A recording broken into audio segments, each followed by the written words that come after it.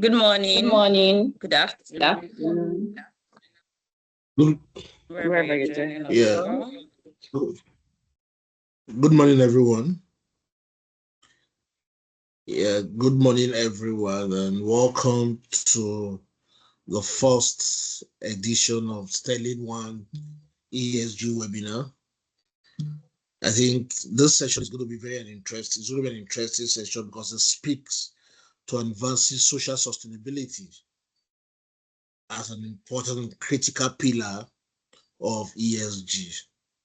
I know a lot of you will be wondering, what does social sustainability mean, and why do we need to have discuss sustainability pillars in relation to what is expected to be achieved and the interrelatedness and connectedness of sustainability in itself.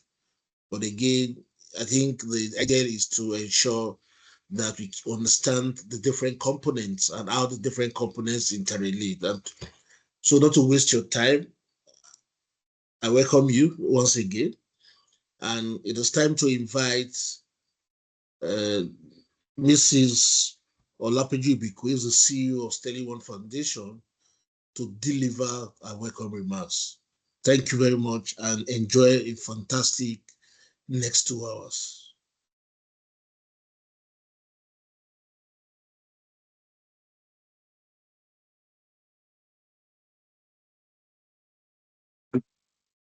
Good morning, good afternoon, good evening.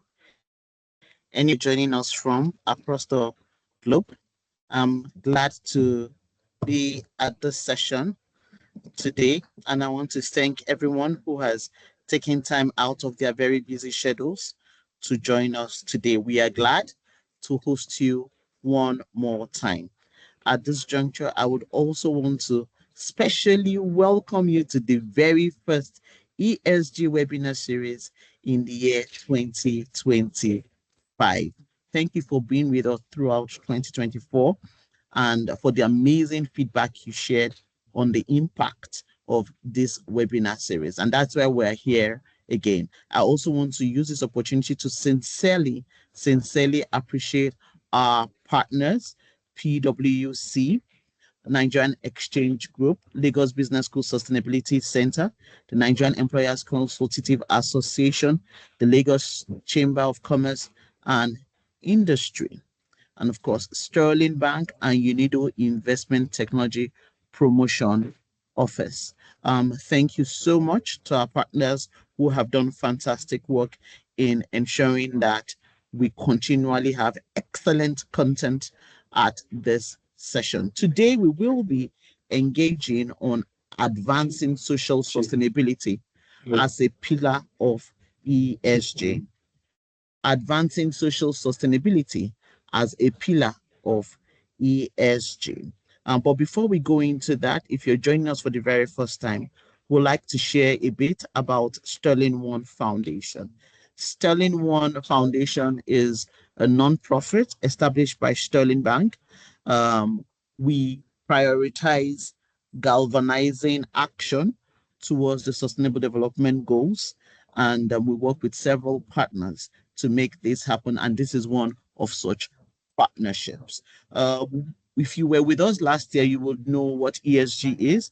But as a short summary, before we have our excellent facilitators take us deeper and deeper into this subject, we do not want to assume that everyone on the call has been part of this session so far. So ESG basically is about environment, social, and governance principles that are required today for businesses to adhere to for sustainability. And for us, social sustainability straddles both the external social sustainability and internal social sustainability. Internally, you're talking about your Sorry, human Peju, your screen resources. is blank. My screen is blank. Okay, so I'll probably just stop sharing and share again, but I'll continue speaking. Externally, we are talking about our communities where we do business. And then internally, we're talking about the human resources that work with us, that make our dreams, our goals our financial goals, our strategies that bring them to life. Shall please confirm if you can see my screen now?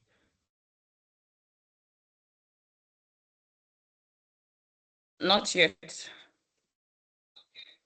Okay, so I think we will not allow that screen to stop us from this session. So those are the two core areas when we're talking about social sustainability. No doubt we have dealt about this social sustainability. We've touched on it in the past, but today we're going to be doing a deeper dive. And we are honored to have no other than Ms. Kemi Adisa, the GM Sustainability from MTN. Please help put your hands together for her virtually. And then we also have Mr. Tunde Adedigba from PwC. They will do justice to this subject of advancing social sustainability. Before I go, I would like to, in case you do not know about it, one of the things we do at the Sterling One Foundation is we work with the United Nations system to accelerate action on the Sustainable Development Goals. And we do that under the auspices of the Africa Social Impact Summit. It is built to happen July 10 to 11 at the Eco Convention Center. So if you do not know about it, I'm sure the team will put the registration link or on the chat. If you want to know more, you want to get more knowledge, and then you want to engage the development ecosystem, build partnerships, which is, of course, the 17th goal. You don't want to miss the Africa Social Impact Summit 2025. On that note, I would like to say thank you so much for your time. I will, by this time, hand over the virtual microphone to our moderator. Thank you so much. Thank you very much, Mrs. Sorry, Ibikwe, for that excellent welcome remarks. That was a very beautiful one. Oh, sorry, I didn't introduce myself. My name is Godsini Kerry. I'm a senior manager with the Sustainability and Climate Change Unit at the PwC. So that's who I am.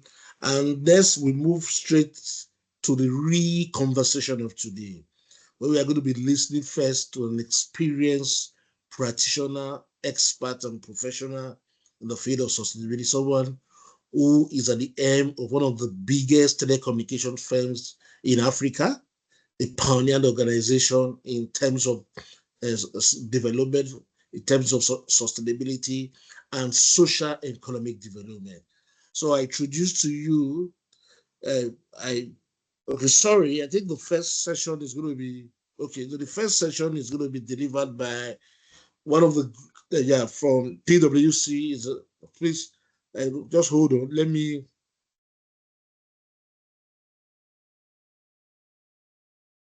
sorry. So the first session will be delivered by Tunde Adedigba. Tunde Adedigba is a what I would call a tax transparency expert. You know, in the field of sustainability, there's what they call the tax transparency, whereby SDG 207-19 to 2019, which speaks to organizations are transparent by their tax reporting. And today is a professional with over a decade of consulting experience and an impressive understanding, of regulatory and business landscape, which includes the sustainability landscape. It serves as an experienced associate director in the sustainability tax and tax reporting strategy teams at PwC Nigeria. Today has led, as part of what he's done, he has led engagements for clients across various industries, including manufacturing, information technology, oil and gas, etc. Today has facilitated workshops on legal and regulatory frameworks for the blue economy in Africa, articulating a roadmap for African sustainable blue economy. He has also worked with global industry leaders on ESG trainings on the social aspect of sustainability, engaging, bringing unique insights from his wealth of experience. As a leader in PwC's EMEA's sustainability tax team, he has participated in world-class sustainability trainings in Europe while championing business development opportunities for PwC. Today has a bachelor's degree in marine biology, is a member of the Chartered Institute of Taxation in Nigeria, and also a chartered accountant. So as we welcome today to deliver the session.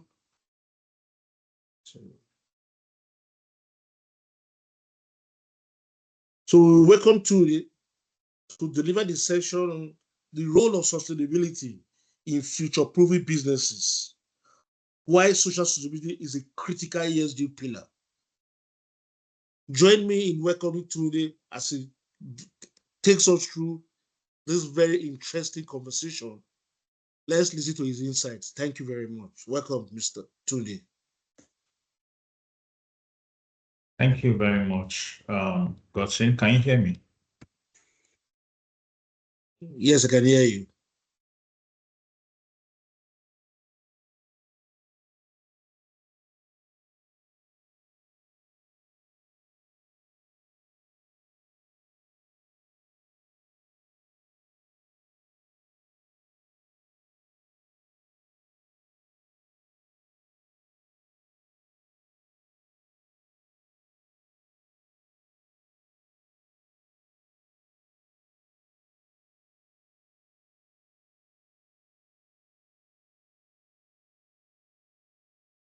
All right. Good morning, everybody. Godson, can you hear me and see me?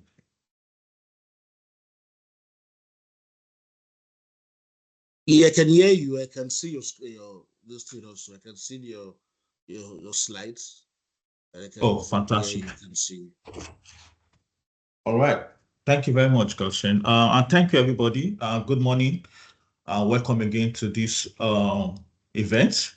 And here today, I'll be presenting on the role of social sustainability in future-proofing businesses. So introduction. So what we are going to be talking about today really is understanding what social sustainability entails and its significance to within the broader, ESG framework. We already know what ESG is all about, environmental, social, and governance. We'll also be talking about envisioning how social sustainability practices contribute to building resilient and future-ready businesses. We also talk about developing actionable strategies to embed, social sustainability into business operations, and including stakeholder engagement in aligning with the SDGs. These are learning outcomes that we expect that at the end of the session, participants and attendees will be able to, go away with from this presentation. So this is a table of contents where we'll be talking about, why this social sustainability matters now. Give a background and context to it. There'll be a spotlight on the S of ESG, right, which is where this is emanating from. And of course, we'll talk about understanding business case for social sustainability. Why is it important for businesses and also for the future existence of businesses? We also talk about some practical strategies for business. And of course, there are a couple of case studies and success stories that we'll share from those who have embedded and have seen as important social sustainability in their strategies. And then we'll also round up by talking about the call to action for all businesses and relevant stakeholders. That will take questions. So our social sustainability, why does this matter now? Really, it's a business imperative. As it's a critical driver for business success. We all know that in the past couple of years, there are a lot of stakeholders right now who do not only look out for the revenue and profitability growth of companies, not only the financial aspects of businesses, but also the non-financial aspects. And social sustainability, the social of the ESG is one of the most important parts of it, right? Especially as it deals with people. and so many other factors. The relevance in Nigeria, cannot be understated. We know a lot of companies, in particular, like foundations that are investing a proper framework for societies, communities, and people to be able to thrive within this social sustainability environment. Then we are going to talk about the future preparedness and stakeholder alignment. What are the strategies that should be taken up by companies, by businesses, by different stakeholders to mitigate some of the uncertainties that are going on around the world right now? A lot of us know about the tariffs, the trade wars that are coming or that have started. There are a lot of risks that need to be managed, and we have to create a fair environment for businesses to thrive. So these are things that we are going to be touching on during the course of the presentation. So why does this matter now? So we have a number of reasons why it matters now. I'll just touch on some of them. Relevance to modern business strategy. There are a lot of things that are happening in the world right now. We know about the artificial intelligence wave that is going on right now. A lot of people are worried. Will they keep their jobs? Will they lose their jobs? What do they need, to have a job tomorrow? What do companies need to still be in business tomorrow, considering the AI wave right now? So what are businesses thinking of with respect to sustaining their business, keeping their people, upskilling them, and making them ready for the future in which AI is going to exist? So these are things that you cannot play with. Social sustainability needs to be considered when this is happening. Improved risk management and resilience is key for you to do this also, especially where your business entails integrating and working in communities and integrating community people, into your business strategy. There's a lot of risk management that needs to be done, and you need to be sure that you are aligned with the communities you are going to be working in and all the other necessary stakeholders. Enhanced corporate social responsibility. We've made mention in our previous slide of some foundations that are big on this, but there are other companies that are also big on this in trying to create a world where opportunities are given to people who typically not have them, with respect to providing access to health, access to education, access to cheap or affordable funds for investment in their businesses, and so on and so forth. There's a hand up. Should I wait till the end of this slide, or should I take it now? Godson, will you guide me on that? Okay, I'll just continue. Just continue. So the questions will be, please, sorry, today, the questions, please, if you have questions, drop your questions in the Q&A box, and the questions will be taken at the end of the presentations, at the end of both presentations by the facilitators. Please, just kindly drop your questions in the Q&A. Thank you very much. You can continue. All right, thank you. I also touch on enhanced stakeholder engagement and relationships. Like we all know, now we don't just go into a business without looking at who your stakeholders are, be they investors, government, communities, and so on, if your employees, and so on and so forth. So it's something that every business existing or potential needs to think about, right? And the social aspect of it is something that has to be at the forefront, right? Skills are getting scarcer. I'm talking about highly skilled workforce. So how do you retain? How do you attract skills? How do you work with communities without threats of disruption? How do you work with governments, right, without and manage uncertainties that can come from that area? So these are very important things that need to be considered, and this is why social sustainability is very key, in businesses and how they want to go into the future. So let's talk about the background and context. I just needed to do that, to just give you an idea of why social sustainability is extremely important right now. So we have the three pillars of ESG, of course: environmental, social, and governance. And it appears that the social aspect of it, which is the key focus today, is right at the center. And it appears that it kind of connects the environmental and the governance. At the end of the day, the people are so important, and the importance cannot be underestimated. Now, if you look overstated, if you look at what we have under social right now, human capital, product reliability, stakeholder opposition, social opportunities. These are things that need to be considered by all businesses, right? In carrying out their business, and also looking at how sustainable they are into the future. Labor management, health and safety, human capital development, supply chain, and so on and so forth. So, if I touch on labor management, for example, how inspired are your people? How what is the wage? What are the wages you pay? Are they fair wages? Are they wages that can retain them or even attract talent from outside the organization? Are you at risk of high labor turnover that can put your business at risk in the future? Health and safety. Do you provide a healthy and safe environment for your workers? I'm talking about businesses now, to thrive while they do the work that they're employed to do.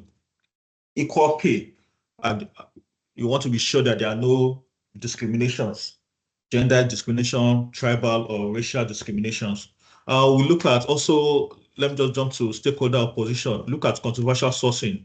While you are doing your, while you are getting your vendors, you want to be sure that there is no discrimination on whatever basis. You give vendors equal opportunity to bid for, contract, and there are no suspicion of discrimination. Community relations, we've stated that so many times. A lot of businesses do not operate in a vacuum, so you need to be in a community. How do you relate with the community, your host community? How do you ensure that the community people are integrated, if possible, into your business operations, and there's no hurt or harm coming to them or to the community because of the business which you operate? Let's just touch also on the product liability. How safe are the products you're putting out, the product and service actually?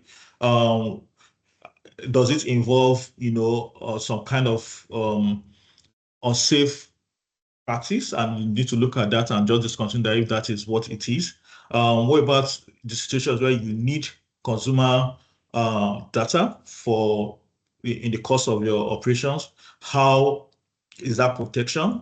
Do you get have you protected yourself against possible lawsuit by getting the right appropriate approvals, so on and so on and so forth? So these are all things that are extremely important for businesses to think about while you are thinking about your strategies.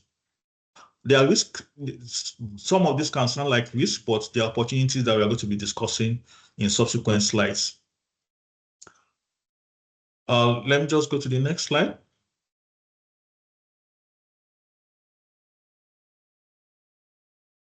Okay, here, just a minute.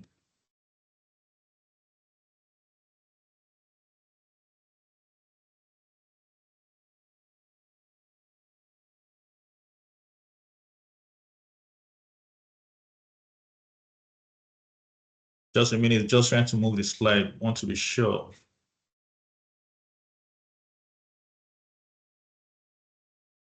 Okay, so we have this here. What exactly is social sustainability? We've talked about it in the previous slides, but depending on who you ask, there are different definitions that you will get.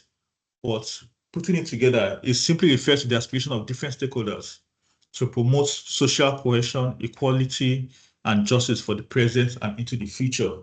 Some other people will say is a framework to creating an opportunity for people to be treated fairly, to have justice, to have equality, and so many other definitions. But this basically is what's talking about social cohesion, equality, and justice for the present and into the future.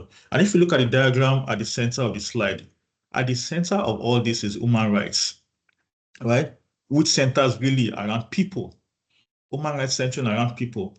And you have stakeholder engagement. Right there, we also have resilient communities, sustainable workforce, protected value chains, reasonable, responsible production and consumption. We've talked about some of them. I'll just touch a bit on this again.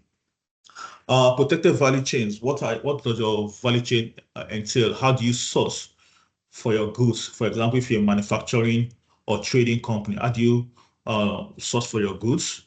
Are there sustainable practices that you engage in? And are there some that you do not have direct control over, and you need to be sure that the people that you have engaged to do some of these things are actually carrying out sustainable practices that are in alignment with the laws and regulations of the jurisdiction where you're operating. Sustainable workforce. Talked about this also. Who are the people you work with? Are they paid fair wages?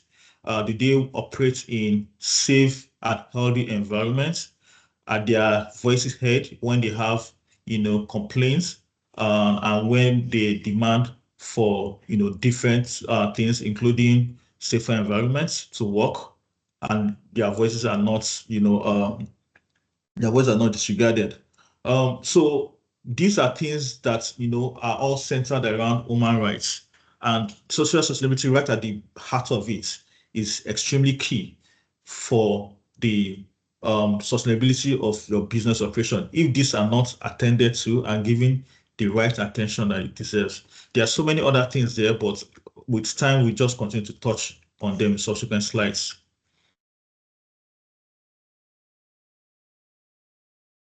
So this was a study for covering about 10 years, ending 2021.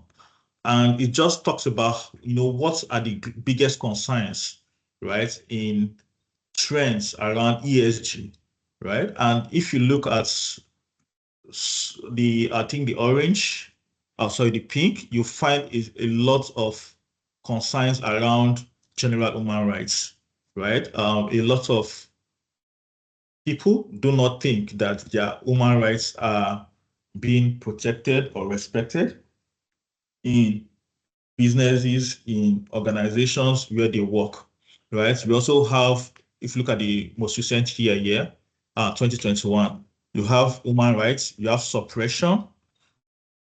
Just give me. We have human rights, we have suppression of NGOs, for example, activists and journalists, right? And these are big issues that are at the forefront of discussions around sustainability, social sustainability. So why are these things that need to be talked about? Without people, there probably will be no businesses. People run businesses, people operate businesses, and the presence of these people and their well-being and ability to be in the right frame of mind to do the work is extremely important and is at the forefront of having a business that will survive into the future. So it's extremely important that these issues, which continue even up to 2021, are probably up to today, if you can get the most recent data, it's something that we say is still there, and there are opportunities to be discussed on how this can be mitigated.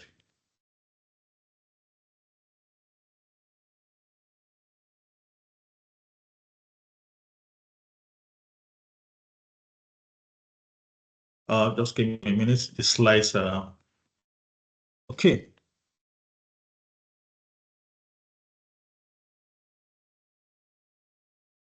So let's look briefly at like a spotlight on the S in ESG, which is the center of our discussion today: labor practice and supply chain management, employee rights and fair wages, right? Health and safety standards, the politics of the company's supply chain.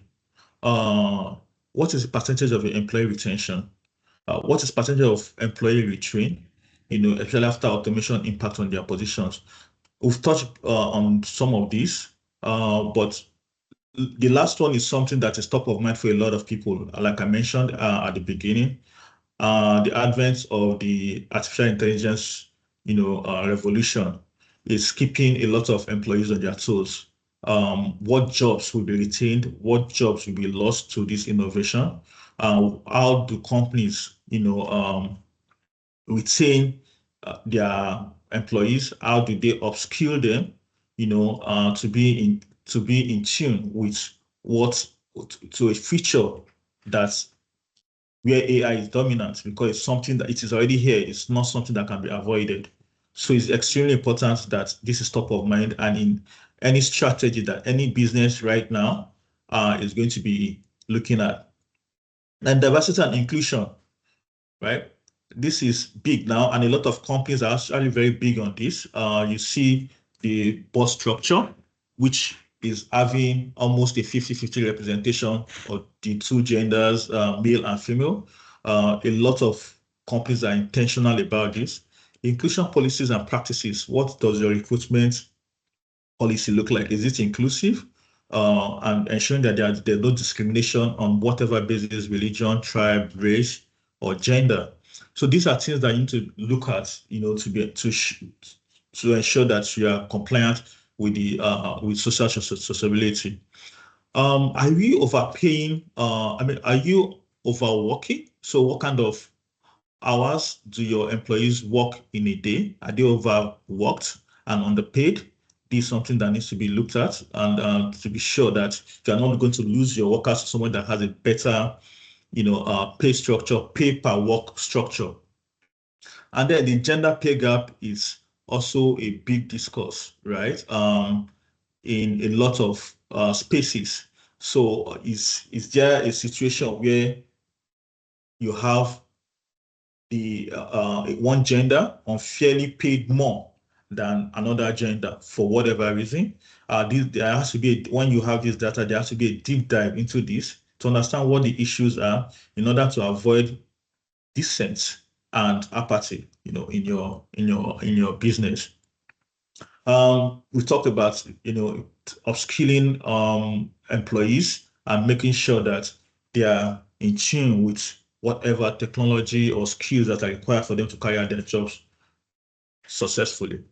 Then we've talked about community engagement also, CSR. We talked about some companies that are doing that. A lot of companies are doing that in ensuring that they are integrated into their communities. And also the companies find a way to integrate some of the community people into their own businesses and operations also, so that they can operate their businesses peacefully within the community. Impact on those local communities, customer care, so on and so forth. All these are very key to social sustainability.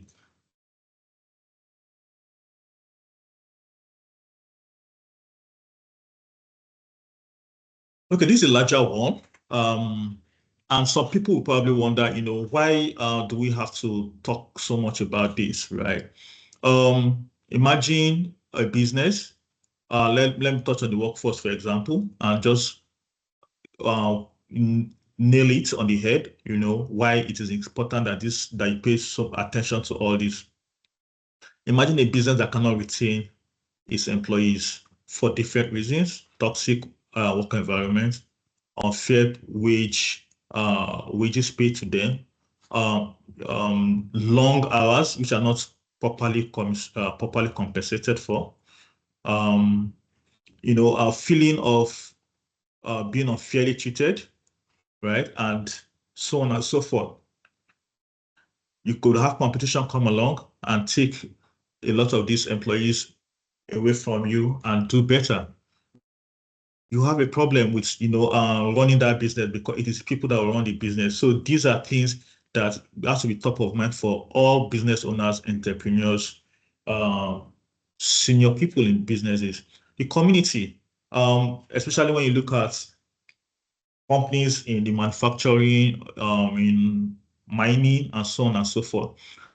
Those probably feel the hit a little more than others. But community development, CSR, community integration is extremely key to the existence of a lot of companies in a lot of industries. So this cannot be the importance of this cannot be overstated, where you have to ensure that your community, you are at peace with your community. And there are so many ways of doing this. If you have to operate in an environment and people have to be displaced, what action are you taking towards, proper relocation of those people is something that is extremely important. If there are funds that need to go into community development, it's also the responsibility of that business operations to ensure that the funds are going for the use that they are intended, right? And they are not, going into the pockets of private individuals. That way, the community knows that this intended support, right, is coming from a good place, and not that the private individuals that are probably just taking this money. So that addresses corruption, bribery, and fraud in that aspect. Then we look at supply chain. We've touched on this also. So supply chain, who are people sourcing for your raw materials, right? And are they sourcing it in accordance with the laws of the jurisdiction where you operate? What kind of labor are they using in sourcing? You want to be sure that there is no child labor in that supply chain, right? You want to be sure that there are no illegal activities in that supply chain. You want to be sure that there are no activities that are not in alignment with the laws of the government operating in that supply chain. So these are extremely important, right? And especially if you're a big company, you cannot delegate the responsibility of ensuring that all these in the supply chain are done properly. Because imagine if some kind of negative news hits the tabloids, right? Front page news, and they say a company related to this company. You cannot just say, oh, it's just one of our vendors, right? So that's why it's important that you know what is going on in your supply chain. If possible, engage the right people to consult, to advise, and ensure that you future-proof your business and your supply chain in whatever jurisdiction you're operating. We have a case study on this, which we are going to be sharing as we go on. The customer, of course, without customers, there's no business, because the customers that drive growth and drive revenue for you. But they are also, your customers are also your stakeholders, who are also a very, very key part of the S in ESG, the social, and they are key for your social sustainability. So how do you treat your customers? A lot of business people tell you customer is king, and there's no other time that this is more important, right? Especially in these uncertain times. You need to be able to take care of your customers, gain their trust and retain their trust. And how do you do that? Providing quality service and quality products to them. The products and services must be safe and must be of the highest quality possible.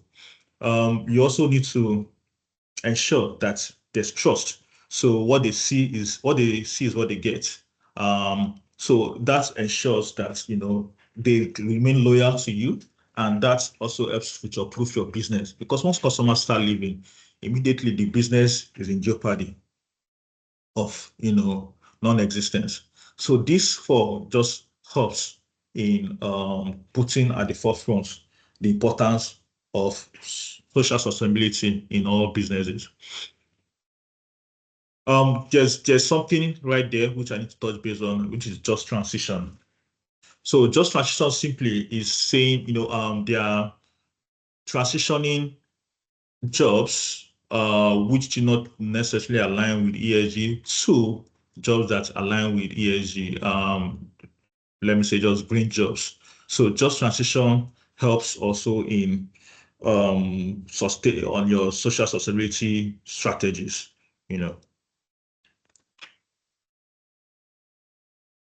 So let me just jump this. I think we've talked about it. This relates to human rights. We've talked about this. I'll just go ahead. Right. So why should businesses care? The importance of fairness in the workplace. Fairness takes a variety of forms, right? We have a couple of them here. So when you're having discussions and your negotiations with people in your environment, in your employer,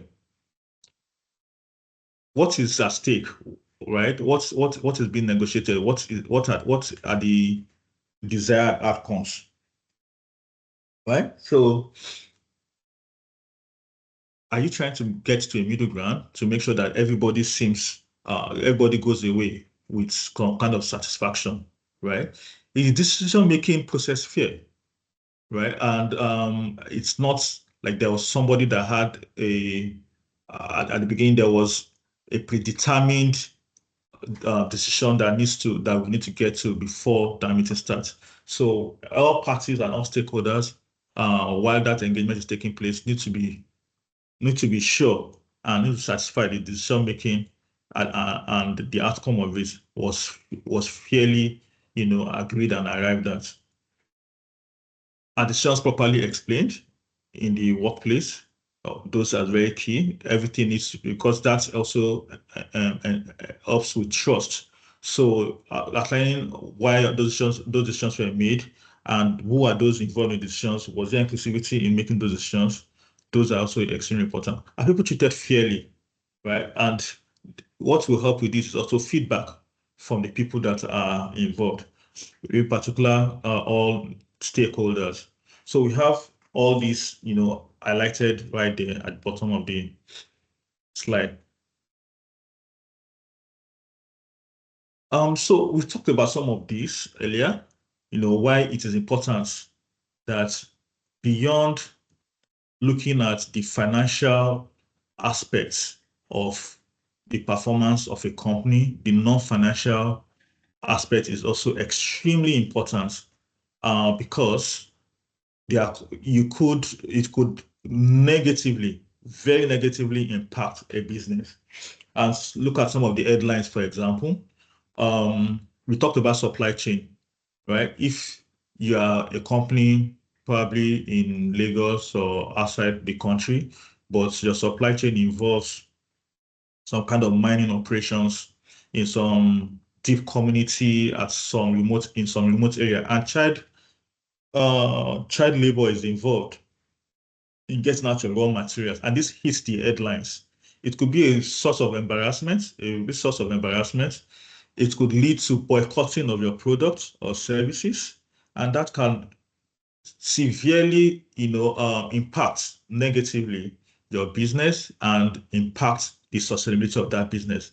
So it is extremely important that companies pay close attention, to their supply chain and everything that is involved, especially with even people that they've engaged, throughout that supply chain, businesses that they've engaged throughout that supply chain.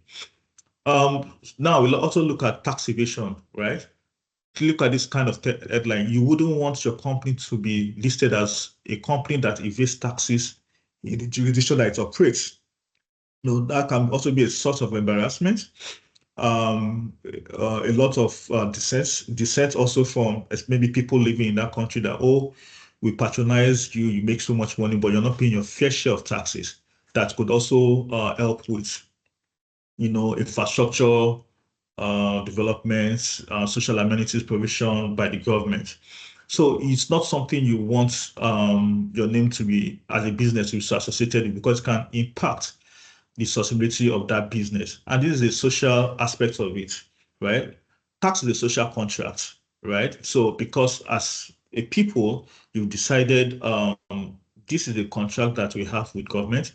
We pay our tax to the government, and the government provides us with security, infrastructure, social amenities, and so on and so forth. So anyone who is not paying their fair share of tax is at the risk of being, seen as a social outsider on the social side. So it's not a good, it's not something that any business wants to be associated with.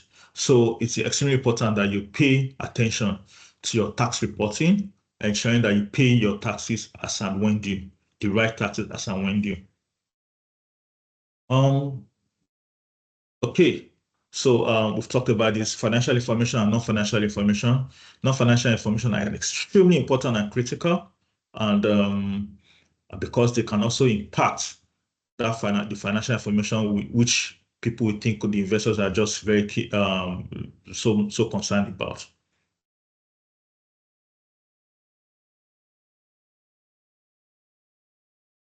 All right, so we've touched on some of these.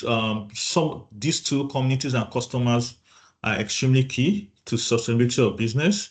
We look at the opportunities here, right? So keeping a close eye on your communities and your customers is extremely key to the sustainability of your business and ensuring that it lasts well into the future. Number one, you start properly integrating into your communities and your communities integrating into your operations. The likelihood of having a sustainable business or operations in that community is greatly impaired.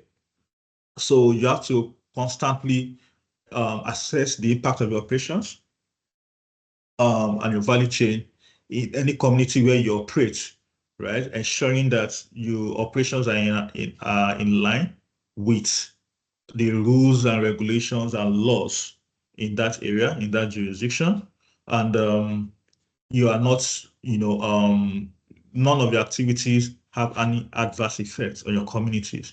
Your customers have to be treated properly.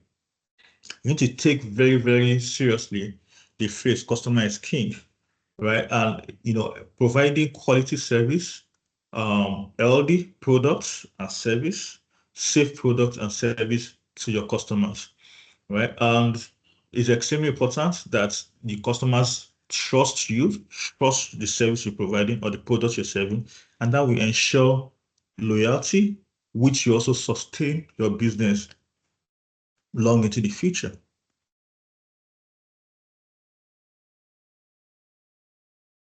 We talked about, if you look at the center, we talked about gender inclusion, mainstreaming, peer benchmarking, social inclusion. All these are also key into what you are trying to achieve as a business. What you are going to try to achieve as a business is social sustainability.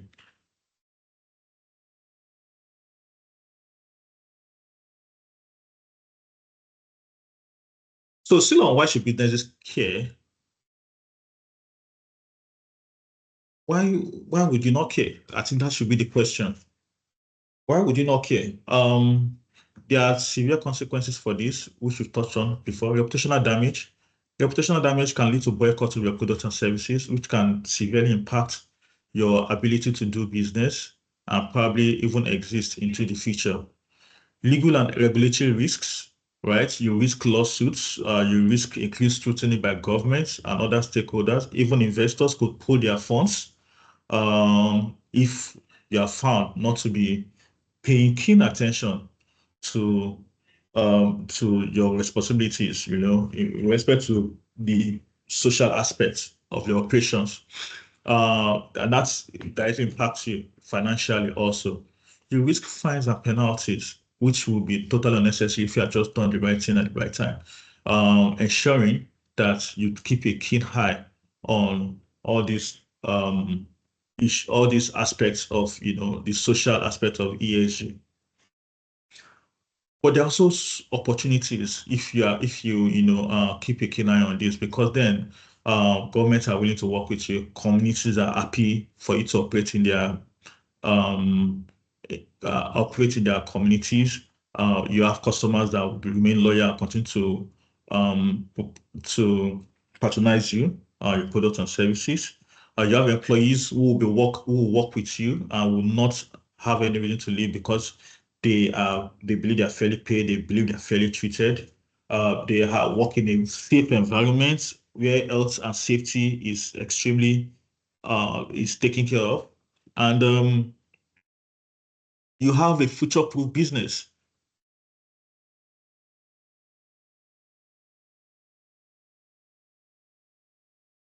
Okay, So I'll just run through this. I think I don't have a lot of time, so I'll just run through some of these.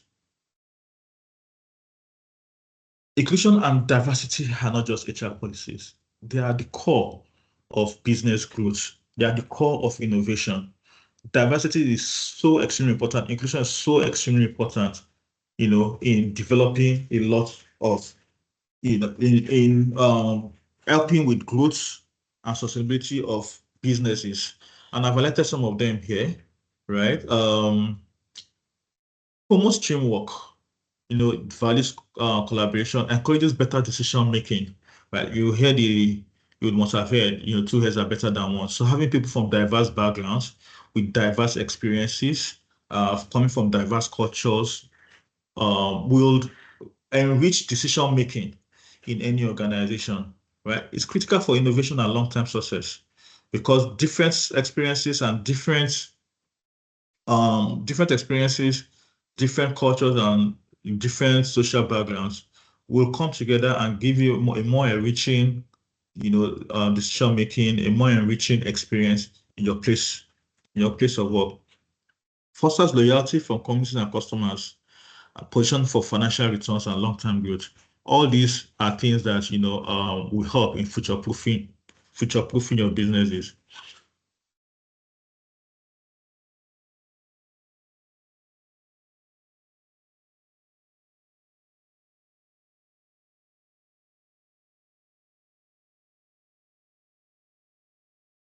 Okay, we've talked about this, and I don't think I need to go through this again. So just make sure that yeah, just ensuring that your business operations, puts people at the heart of it. When I say people, you're talking about your community, you're talking about your customer, you're talking about your employees, you're talking about your stakeholders, government, investors, and so on and so forth. People need to be the heart of it. And once you do that, you gain their trust, and you are going to be patronized, especially by your customers who will become loyal, and you also guarantee the success, your success into the foreseeable future.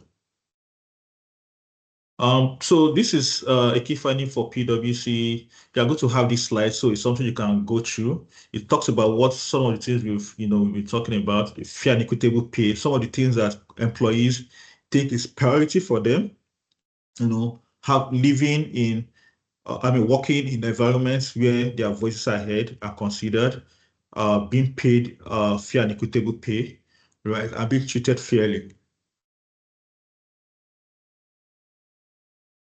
So because of time, we are going to share these slides, but I think we've talked on a lot of these: fair treatment, human rights, labor practices, community engagement, advocacy, and public policy. So we talked about this case study, which was about a company which needed to be sure that it was not contradicting any law in the jurisdiction where it was operating. So it needed an expert to help it review, do a due diligence on all its, value chain in a different jurisdiction, especially in West Africa, where it sourced its raw materials. And this was extremely important. It was a company in Europe, a multinational actually. And it was extremely important for them because they didn't want to be embarrassed by any news that could be splashed on the front page of any newspaper or magazine. So this is a strategy that our policy that is encouraged. There are a lot of companies also that are reporting on, some of the workplace diversity, racial equity strategy that they've embarked on, and the kind of success stories that have emanated from that. We'll share the slide so you can have it. Same thing with this multinational shell. All right, conclusion and call to action in 1 minute. Social sustainability is extremely important, right, for long-term success. Without keeping an eye on it, the future of that business could be in jeopardy, could be severely impaired. We talked about those two very important aspects of the S, that's community and customer. There's so much more than that, but those are strong people, strong factors of it that needs to be considered and be top of mind for all businesses. Right? Ethical and socially responsible actions will enhance consumer trust, will also gain you return and very loyal customers. And lead organization will attract talent and retain talent through their values, providing safe work environment, fair wages, and so on and so forth. So I'll just leave us with this quote. Organizations that prioritize people and the positive impact of their activities, services and products on current and future generations contribute to social progress and create business opportunities. Social sustainability is the key to future-proof business operations. Thank you. Thank you very much, Trudy, for that engaging session. I think I am very certain that we've learned more than just 1 to 2 things. Personally, I have actually learned some. And something I took away from this session is the just transition. It's a conversation that has been there. What does it mean?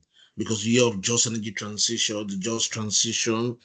What does it mean? What does it mean in the context of social sustainability? So I think we heard from today the why social sustainability. Why is it critical to ESG pillar? That's the why, the role and the why. Now we're moving from the why to the business model thinking around social sustainability. So as a business, why do you need to ensure that social sustainability informs your business thinking, informs your strategy, informs your philosophy, your culture? Why? What kind of approaches do you need to put in place? What kind of business model initiatives, plans, programs do you need to put in place to ensure social sustainability as a business imperative? And there is no better person to take this than Mrs. Adekemi Adisa from MTN. And before she comes to enlighten us more on this, it will be interesting for me to read about Mrs. Adekemi Adisa is the General Manager, Sustainability and Shared Value, MTN Nigeria PSC. She's a sustainability and people management leader with a proven track record in crafting sustainable business strategies. As General Manager of Sustainability and Shared Value at MTN Nigeria PLC, she integrates sustainability into the company's core strategy, boosting both financial and reputational resilience. Passionate about ethical conduct and social responsibility, Kemi forges strategic alliances that benefit both business and society while balancing commercial performance with innovation. She holds a degree in electrical and computer engineering, a graduate degree in international human resource management, and has enhanced her expertise through executive education. She's an alumnus of the prestigious Harvard Business School General Management Program. She's a chartered fellow of the CIPD and a fellow of the CIPM. She also mentors aspiring professionals and shares her insights as a speaker and facilitator, contributing regularly to community development. I am honored to welcome Mrs. Kemi Adisa to facilitate this fantastic session on the approaches to integrating social sustainability as I'm now paraphrasing social sustainability as a core business model in organizations. Welcome, Mrs. Adisa. Thank you so very much. Thank you all so very much. I'm loving the applause and the hands, and I'm hoping and praying that I don't disappoint. First of all, please can you confirm that you can see me? Yes, I can see Hello. you. I can Okay. see you. And I would like to share my slides. So I don't know if he can put it, Sunday can bring down his slides so I can then put up mine.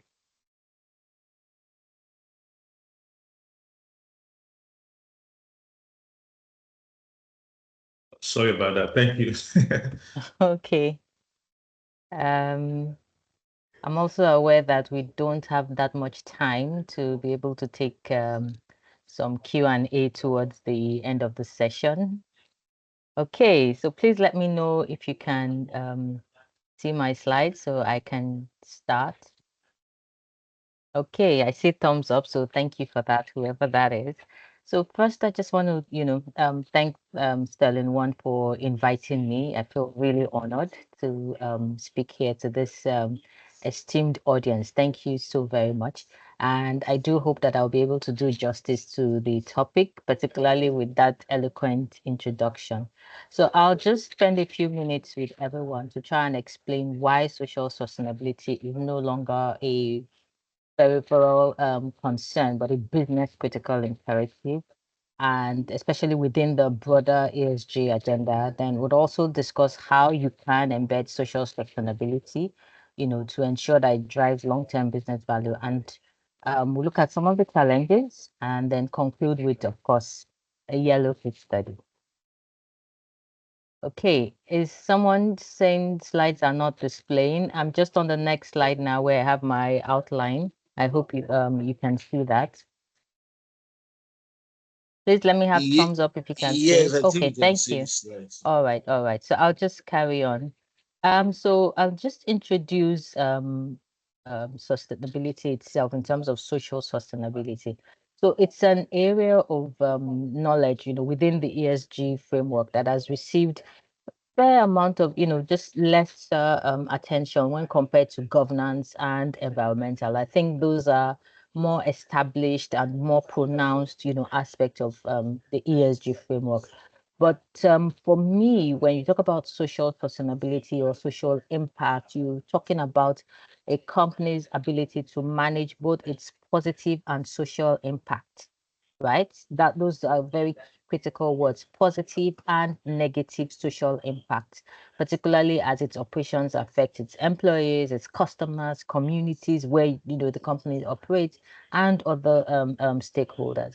So I'm hoping that after maybe about the next 45 minutes, I'll be able to articulate that in terms of how integrating it can not only mitigate risks but also enhance your brand reputation and your social license to operate.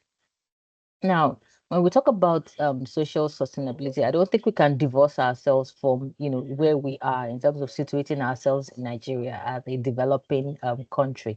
And there are some things that are sort of like with us that we cannot, divorce ourselves and, blind ourselves to say, oh, I'm not aware or I don't know about. So where we're talking about, economic inequality, human rights issues, and I think Tunde did mention some of this, during his presentation. We have a lot of infrastructural deficits, a lot of informal economy around us. And what all of this does for us is that when you're looking at, anything strategic, you always have to look at the context in which, we are operating.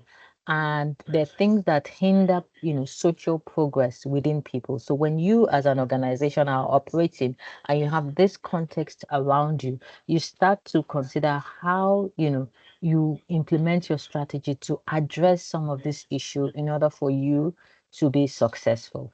So in the context, you can't divorce yourself, you can't outperform your macros. You have to look at what is happening. So for example, you can't be looking for highly skilled individuals when you don't consider that the environment already has some skill gaps, particularly when you talk about, the skills you need versus, what the workforce or even the young graduates have. So when you're looking at articulating your strategy, you need to consider, the factors that surround where it is that you operate.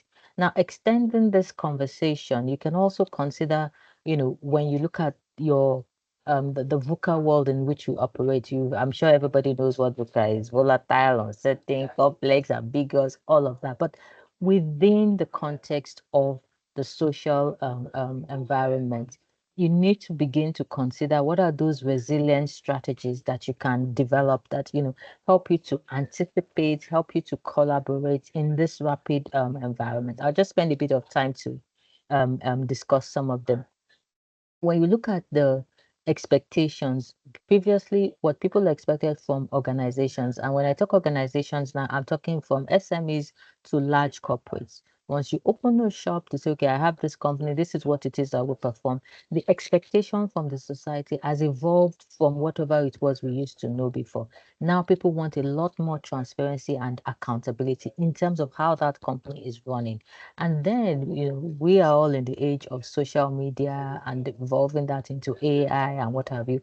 And that is beginning to really shape, people's opinion. So you post something on Twitter today, by the next hour, it's all over, it's gone everywhere. There are reactions to it. So you can't consider, any strategy or social impact interventions without, looking at that volatile context. Then uncertainty, boy, oh boy, are there uncertainty, around us, from unclear regulatory environments to even what, is this thing called social sustainability in terms of the definition is not even clear. And when definition is not clear, how do you even measure it? How do you quantify it? So everything is all over the place. You go somewhere, some people look at it in this lens, some people look at it in that lens. I don't know if you remember this thing where somebody draws a diagram of 6, where to somebody it looks like 6, to the other person it looks like 9. So everything is just all over the place. And that's, of course, we talk about the complexity of it because it's connected to both the social environment and the economic issues. So you can't just say, okay, I'm just going to focus or I'm just going to ignore, because as you do that, you're, depending on which stakeholder you're addressing, are leaving out one stakeholder over to the other. So different, from regulators to communities to your employees, everybody's got a stake in what it is that you're either doing or rolling out and what have you. And when you talk about complexity as well, you talk about global supply chains. So where, America is busy increasing tariffs and China is responding and Russia is waiting on the line, Europe is in another dimension. You don't have a choice but to consider, holistic and integrated approaches. You can't just sit, in one aspect and say, okay, this is how I'm going to respond, or these are the kind of strategies I'm going to implement. And of course, ambiguity. There's no clear boundary. At some point, you wonder, okay, so what is the government responsible for versus what you as a corporate or an SME is responsible for? You're not able to, like, what exactly is genuine? So a company comes and announces, oh, we are giving out this or we've donated that.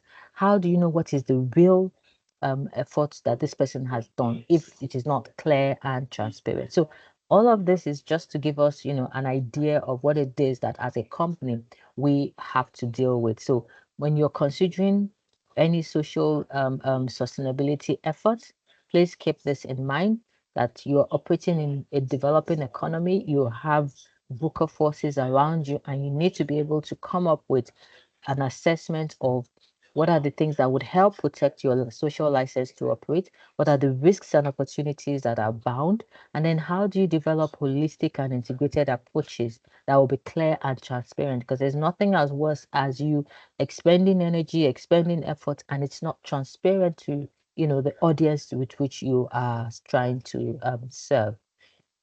So I'll move on quickly to how we can then advance social sustainability. And a bit of this has been already covered by Tunde, so I'm not going to spend much time on it. But they're different, and then depending on, what framework you're using or what methodology you want to adopt, but there are 4, sort of like typical or fundamental dimensions to social sustainability. There's the community development, where you talk about the community in which you operate, because they're able to disrupt your operations, and so you want to consider efforts or initiatives around those. Supply chain, because they impact the continuity of your business, so you need to ensure that, look, they're upholding labor rights, you promote fair wages, prevent exploitation, so that's a critical part. Then human rights and labor, this is within the operation itself, within your processes, and your systems, and then diversity, equity, and inclusion. Now, I will spend some time, speaking about DEI, so I'll just move on to the next slide where I would try to explore that subsequently. Now, I did say that there are challenges, because we do not have standardized framework that, speaks strictly to social. It's a bit of, um, things mixing up, and in some parts they're even a bit muddled up where you don't have like clear lines to say, okay, this is what it means, or this is what it is I'm doing, or this is even the KPIs I'm going to use. You have a bit of that because it's not as advanced as the E and the G part of the ESG framework. So sometimes you can find a bit of some companies teetering towards social washing, a la greenwashing. But what you can consider is to focus on robust data collection processes, transparency, and then long-term stakeholder engagement to be able to, address some of the challenges that you may encounter in terms of the measurements. But that is not to say that there are no advantages, of um, um, having a very good social sustainability framework. So it can help, enhance your brand reputation and employee loyalty. You have, higher, it's been reported to yield higher employee engagement and improved risk management because now you're able to proactively, address issues. So imagine that you have a good interaction or engagement with your labor union. You ensure that your supply chain doesn't have any child labor issues. All of those will help you to minimize disruptions and almost eliminate, legal issues or regulatory infractions. And of course, all of this will lead to boosting investor confidence in your operations. And it's been proven that companies that genuinely invest in social sustainability outperform their peers in resilience and stakeholder loyalty. So now let's look at some frameworks that we can consider. I did say that, there's quite a lot. So yes, this is just a snapshot of 6, but these are what you can start with, that help. And a couple of them is the GRI. I'm sure, everyone on this call hopefully understands or knows what GRI is. And for me, GRI gives sort of like a baseline, of what it is that you can look at, particularly when you look at some of the standards. SASB is also good because they then are more sector specific. So if you are in oil and gas versus FMCG, you can have specific, metrics and KPIs that speak to you that you can also adapt and try to align your reporting and your activities with. UNSGGs are also, very wide and broad. They have about 169 targets, and then they also help, tailor your activities. The UN Global Compact is also a good one for corporates, who are able to align to some of those principles that are listed with the UNGC. So when you take, for example, some of these standards, you can align them to try and also align the efforts that you're making. So if you look at the UN SDGs, you can align them to the GRI standards. And what this does is help you to narrow and focus your efforts. So, you're not trying to address every single standard or metric, to try and articulate your reporting. So with this, you're ensuring that, yes, I'm aligning to USGG, I'm in UN SDGs, I'm aligning to GRI. And that way, by the time you come up with whatever initiative or activities that you're rolling out, you're better, for it because it's now more robust, within by using 2 different standards.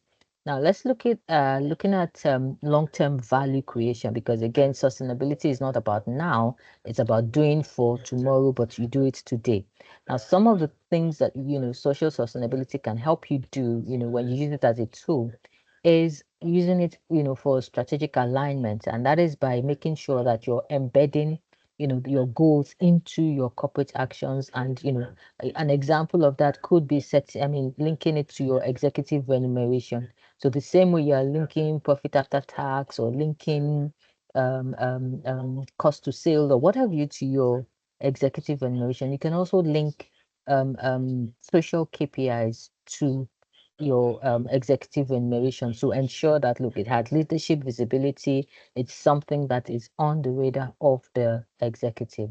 Again, you can consider social innovation, UK. This is where you're coming up with products and services that address unmet social needs. So this is even something that would help to generate revenue and ensure the continuity of the operation and I mean of your company. Another way you can consider it is in shared value, where you partner or co-create with your customers. And an example that's it's been years on that most of us probably didn't pay attention to is where you have, for example, I'm not sure if it's been closed now, but Apple used to have chat rooms where customers who are using Apple devices are actually the one preferring solutions to users of their devices. So that way they reduce cost of hiring the support individuals.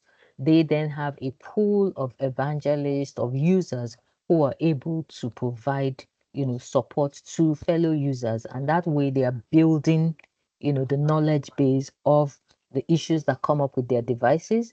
But this is through co-creation with their customers and the users of their devices. And a last way in which you can use this is also through risk mitigation, in terms of identifying the potential social risks, and this you do through regular due diligence. So it's not one-off, probably periodically, maybe half a year. I mean, mid-year you check and then you see what are those risks that you're putting. So I have a few examples of how we do this at MTN. So for strategic alignment, we have ESG KPIs integrated into our executive remuneration. So we've got short-term incentive, long-term incentives, and we're able to utilize that, as a lever to be able to bring it to the fore of the executives across the business. So it's not about this department or that department. To say, as an entity, this is what we are focusing on, and everyone else shares in this. So you can use different forms of your reward framework or compensation framework to be able to show this. In terms of social innovation, we have the media innovation program, which is where we train, again, specific sector, which was the media, on new things in the media in terms of how they can engage and report better, how they can write better. And we partnered with the Lagos Business School, on this program. And so they come out as fellows of that program and they are better for it in terms of even their own career progression. So you're developing them first as individuals, and then you're developing that sector on a consistent basis. For the shared value, we have a program we call What Can We Do Together, where we go into communities and ask, for nominations and ask people to identify and justify why you want us to come and invest in this community in terms of XYZ project. So you have parameters of what those projects are, but people are able to say, oh, come into this community, do X for us, do this work for us. And we do, our own due diligence on that community, and then we implement. So you have, that view of, look, this is in partnership with this community in terms of what you've requested for. And of course, we do periodic impact assessments of our activities. Now, a lot of this has been talking about, engagement. And when we talk about stakeholders, there's so many stakeholder groups that you can talk about. But for any group that you have, some pointers in terms of how you can interact with them. I'm not going to go through everything. I'm just going to pick a few. And the key one is, having a grievance mechanism. This is where people are able to share their concerns. You should have, a platform where it's not one way like a radio. You want it to be interactive, where people are able to say, look, I have this issue. And I'm not talking customer complaints, I'm not talking WhatsApp in terms of, oh, this is my problem, I need this. Not that.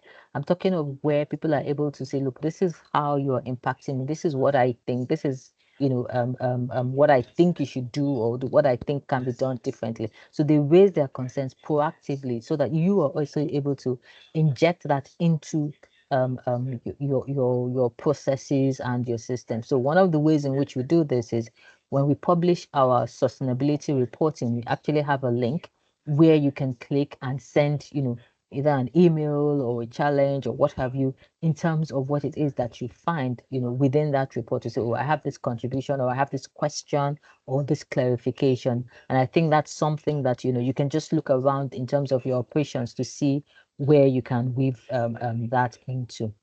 Now, I did talk about diversity, equity, and inclusion, and said I will come back to it. So there's been a lot of, conversations around it, particularly with, Trump and what have you in the US. But I think we need to go back to, basics. What exactly is DEI? It comprises of three different acronyms: diversity, equity, and inclusion.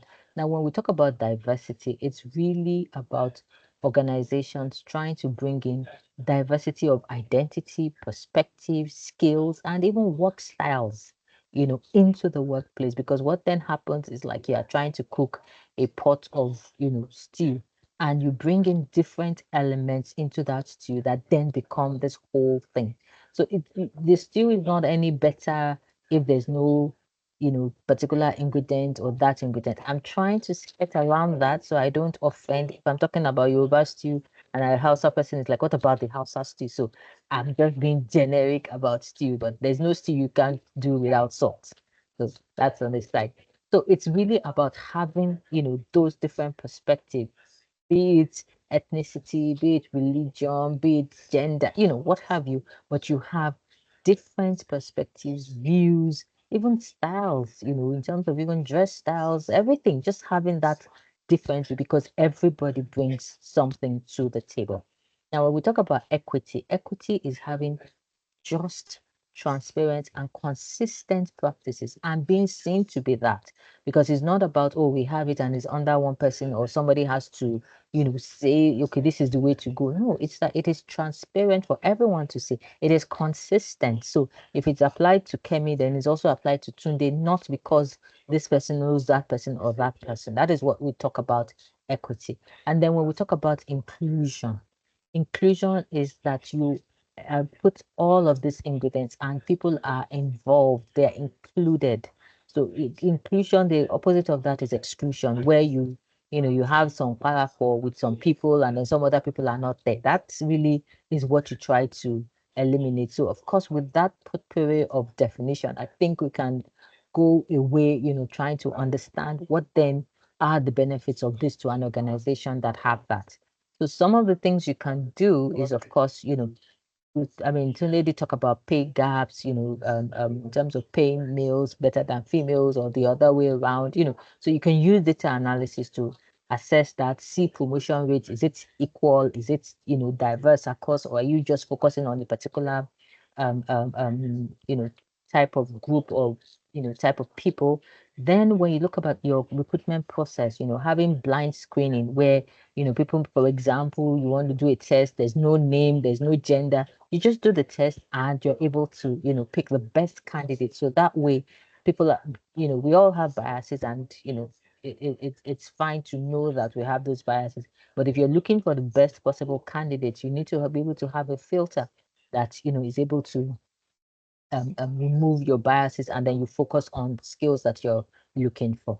Using AR and VR also in terms of for your learning experiences, because we also know that people learn differently. So some people prefer to actually see. So we've tried video, we've tried audio. Some courses now even just give you audio in terms of podcasts format, on the training apps that you use.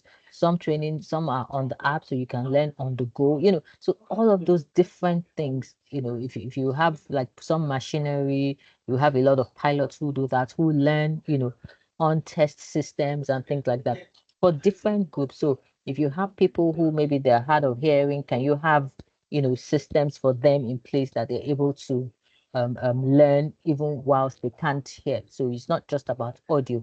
You have different platforms, and then you can use your cultural levers in the organization. So leadership accountability, reverse mentoring, co-working places where you can have, maybe marketing and IT working together to drive, collaboration in terms of having that diversity, of views and opinions in the workplace. Now, to embed social sustainability, we need to look at different ways in which we can. So again, this is what you would do for any strategic lever of the organization. So you conduct an impact assessment. What are your opportunities? What are the risks? Again, using the context that I set earlier, engaging with your stakeholders to say what are their own expectations, and based on that, you're able to come up with some policies and targets. In terms of this is what we're going to focus on because it's important to us and it's important to our stakeholders, a bit of a materiality assessment, if you like.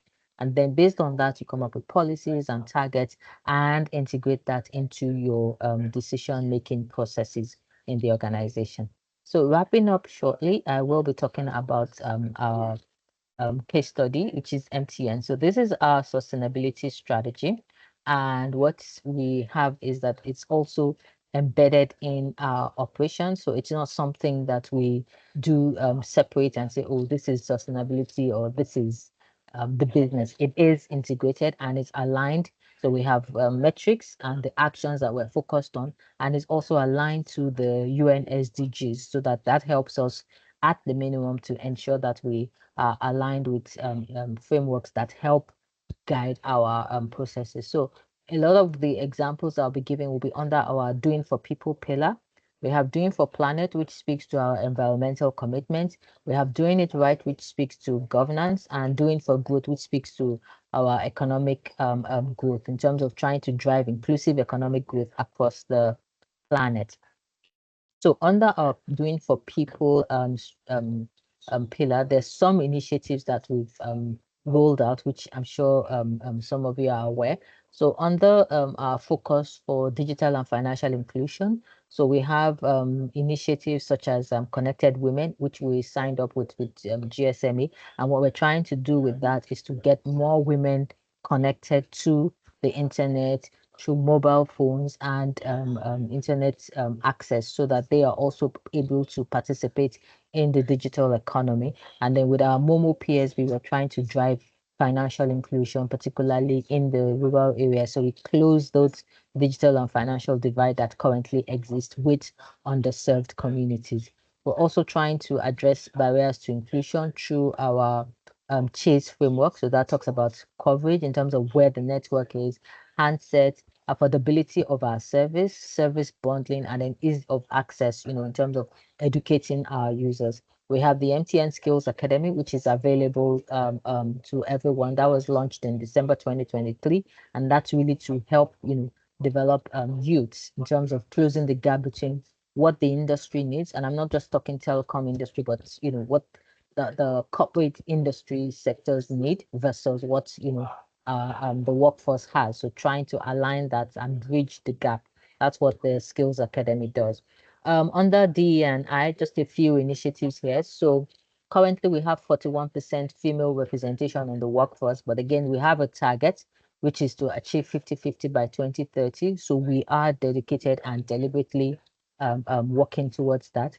We're also increasing the percentage of persons with disability in the workforce, and this is through through deliberate partnership with people like site savers, trying to, so there we're going, this is the community we want to recruit from here. What can we do? So the partnerships and trying to upskill and get people to such an level that they can then be recruited either by MTN or by any other employer. And then our sustainable engagement score in terms of our employees is currently in the 90th percentile based on all of the efforts that we're doing. We're also combating gender-based violence, and we joined the Unitel campaign in 2023.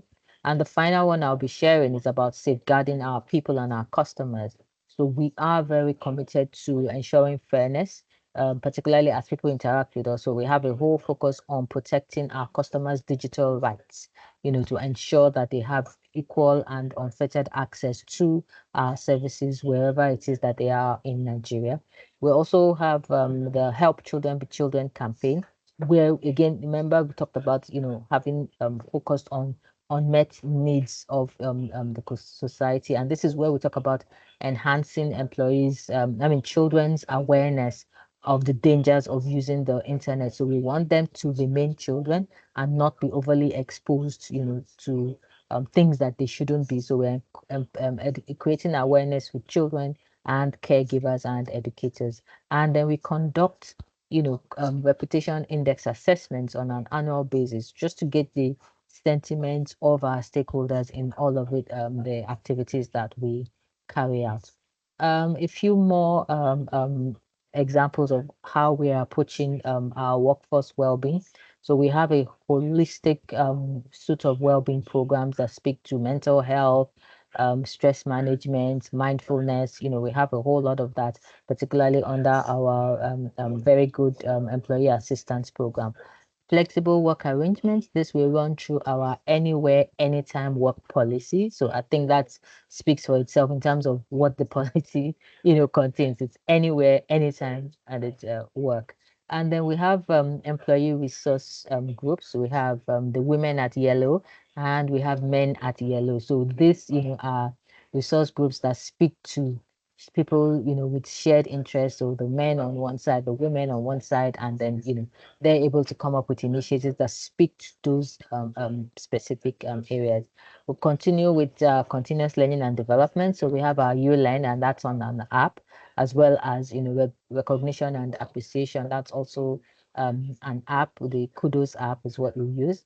And then we have and inclusive workplace design. So we have ramps, for people with wheelchairs or the devices that they need support. We have game rooms, we have standing workstations, we have co-workspaces.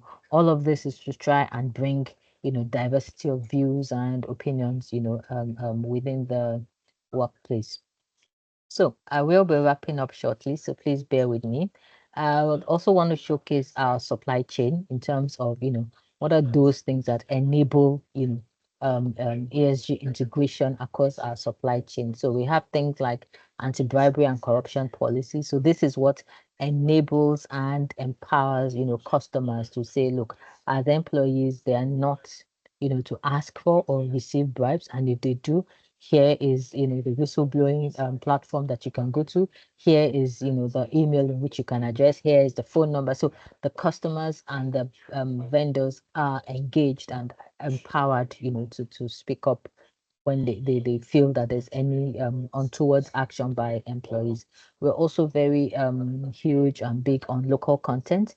So again, this is where we try to encourage local companies to partner with us, and we have a metric where we actually review and progress on the percentage of spend that is local, in terms of how much of our procurement spend are we doing in Nigeria. So that's a KPI that is measured and ensures that we continue to spend locally. These policies are supported by processes, they're supported by practices and metrics, that shows that, okay, this is, how we're tracking or what it is that we're doing. So for example, we check, what percentage of our new suppliers are screened using ESG criteria. So having child labor, their pay practices, we check all of that, and then we train them on our ethical policies and procedures. So conflict of interest, the code of conduct, to make sure that as you're joining, us in this journey and you're coming on our supply chain, these are the things that you need to do. So onboarding sessions, different platforms that we use for that. So in rounding up, I think it's safe to say that social sustainability is no longer an option. It's fundamental to business success, and so to be able to lead with impact, we must consider our must embed social considerations in strategy and continue to reassess vulnerabilities that are around us. We need to keep an eye on that and collaborate deeply, with our stakeholders. So we must be focused on long-term creation for both the business and for people that we're working. So it's really important for driving long-term value. It's not a nice to have. And I would encourage you to evaluate your own strategies and consider how you can strengthen and embed, this within your operations. So I'd like to thank you, for your time and active participation. And I think I would hand over back to the facilitator. Thank you so very much. Thank you. Thank you very much. Please let's put our hands together for Mrs. Adisa. This was a very interesting one.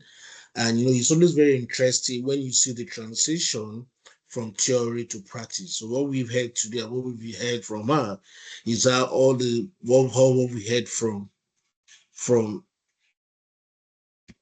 all we heard from Tunde in terms of why and the role why social sustainability needs to be advanced, to now seeing MTN as an organization actually practicing this, ensuring that social sustainability informs its business model and building plans, initiatives to ensure that this happens. And I think your conclusion is so interesting, and clearly it's very important to also highlight, follow your conclusion that this is no more social sustainability is no more a tick the box, and also social sustainability is no more what is just nice to have or that thing that you need to add to. And we're already in the works. There's a task force on inequality and social financial disclosure that has been set up. And this task force is meant to develop recommendations on reporting social inequality and social related issues in organization. And funny enough, so interesting that in Nigeria is a member of the steering committee, that is the former SEC DG Aruma Otech is a member of that steering committee of the task force for inequality and social financial disclosure. So interesting. So we are moving to the Q&A session now, whereby we need to ask questions. And so our speakers, our facilitators can also shed more light based on where we don't have clarity. And so I think one of the questions I can see here, is that I think this is directed to MTN, is how is the employee sustainable engagement score measured?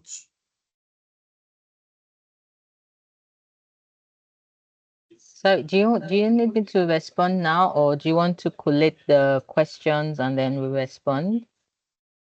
Okay, that works because I think let me collect. Let me just that's the first. So when I would indicate when the questions are, when I ask the last question, that you guys can respond. Thank you very much for that. I think that would be a better approach.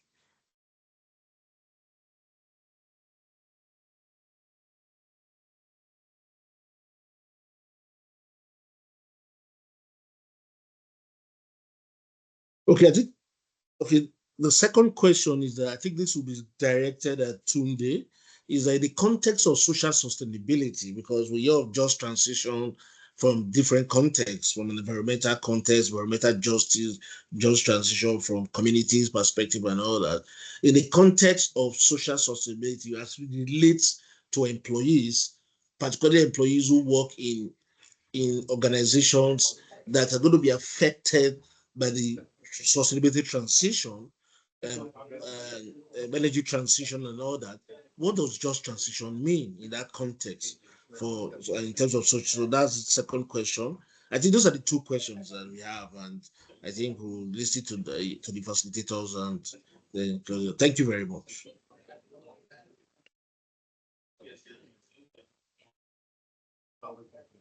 Okay, so I'll just respond quickly.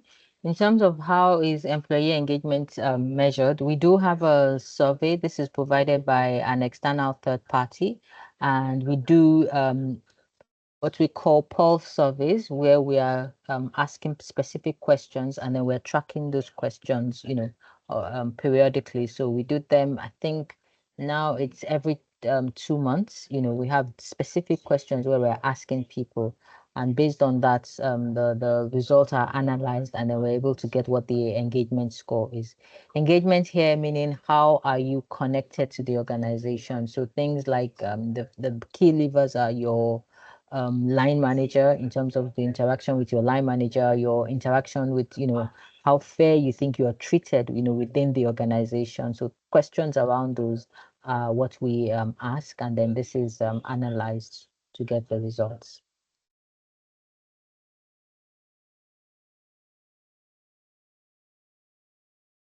Thank you for that response. I think yes.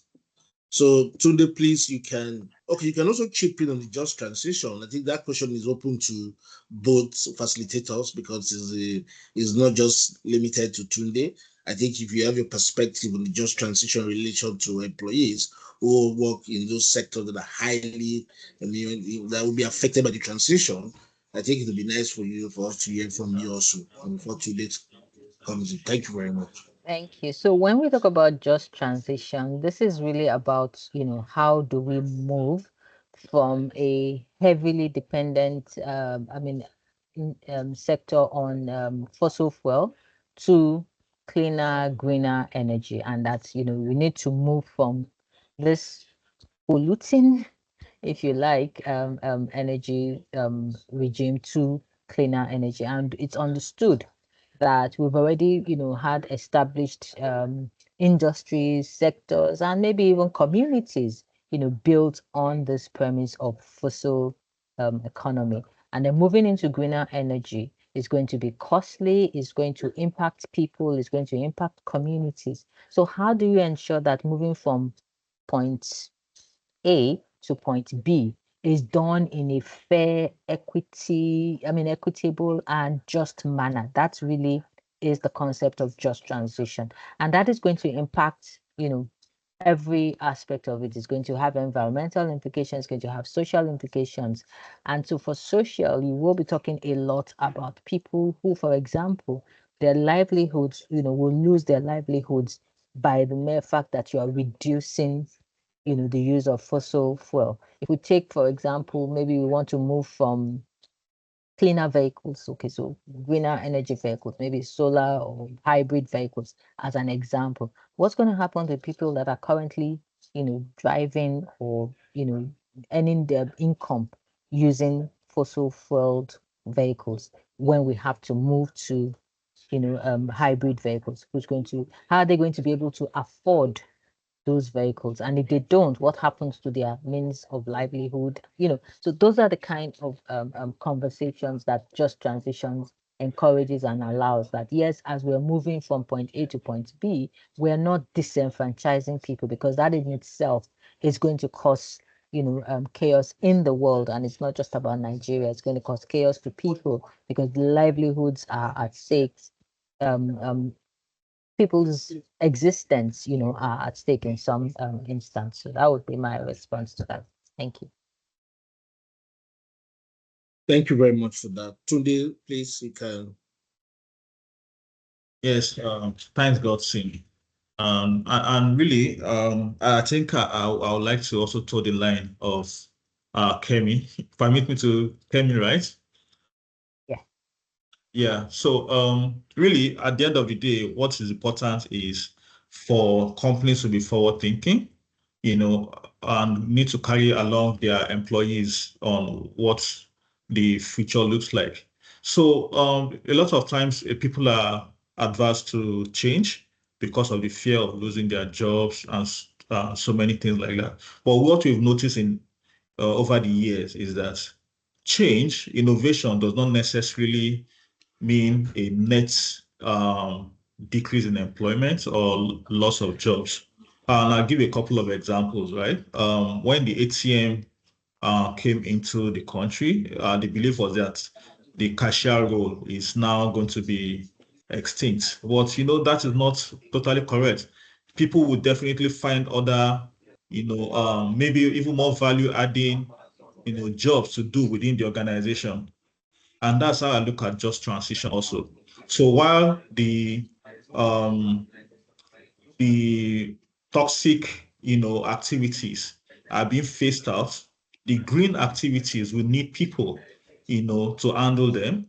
And those green activities, what you need to do is upskill people, right? Upskill people, train them to be able to take up those positions and those activities.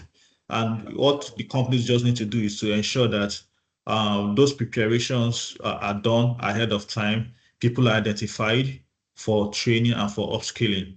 I'll give an example. A lot of the oil and gas companies now, in addition to what they are doing right now, they're also investing in, green green areas, right? Renewable energy and stuff. So there are people that are transiting from the normal, oil and gas that we are doing right now into those renewable energy projects, right? So it just requires upskilling and training. for that transition for each of those activities across the industries. Thank you very much for that. I think what I hear you say both is that the transition is already happening, and as it happens, people are being upskilled to ensure that they can also continue to remain in jobs and new jobs that are being created, which is an interesting one. And I think our participants have gotten, gained from this and benefited from this webinar in terms of the speakers and the participants and the speakers and the speakers or facilitators that have come to enlighten us today. I think personally, I think I have learned so much, and particularly listening to Tunde.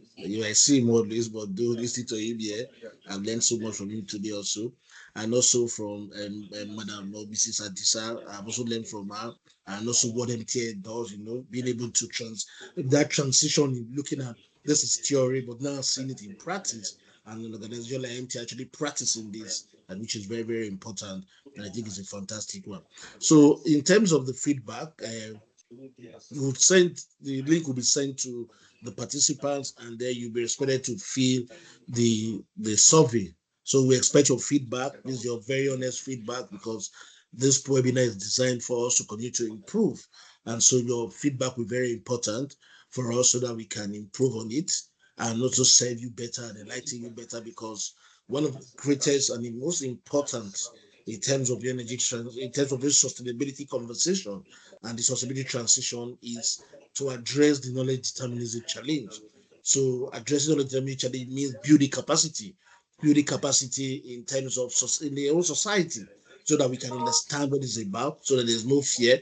So we don't have the fear we see in America, whereby DI, which is supposed to be something of impact, now becomes something of negative to an geological position. So we don't want those kind of geological thinking. So we want people to understand that sustainability is about what is right, is about the business model, is about doing business in a way that the business will profit and society will profit and individuals will also profit from it. So more of a shared value, which is what Madam Adisa actually, one of our portfolios, shared value at MTN. So thank you very much. And so I would call on Oluwaseyi to give the vote of thanks so that we can end this very interesting webinar on social sustainability. Thank you very much. Oluwaseyi, you can come on. Thank you.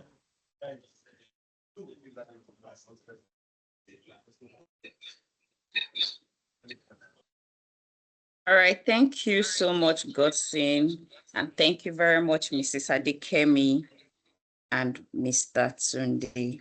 We'd like to appreciate you all for joining this wonderful session today. It was very, very insightful, and I personally have been able to learn one or two with respect to this session. Also, the appreciation goes out to the CEO of Sterling One Foundation for allowing us to host this session. We also want to appreciate all our partners from PwC, LBS, Unido ITPO, Sterling Bank, LCCI, and NGX for championing this movement with us. And we want to appreciate all our participants. From 2024, you've been coming with us and you're still with us. Thank you so much for joining the session. We'll be having our next session by July, hopefully during the convening of the African Social Impact Summit.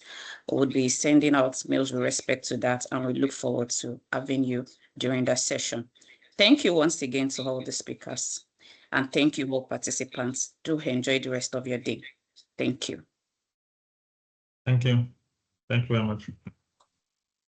Thank you very much. Thank you, Ollie.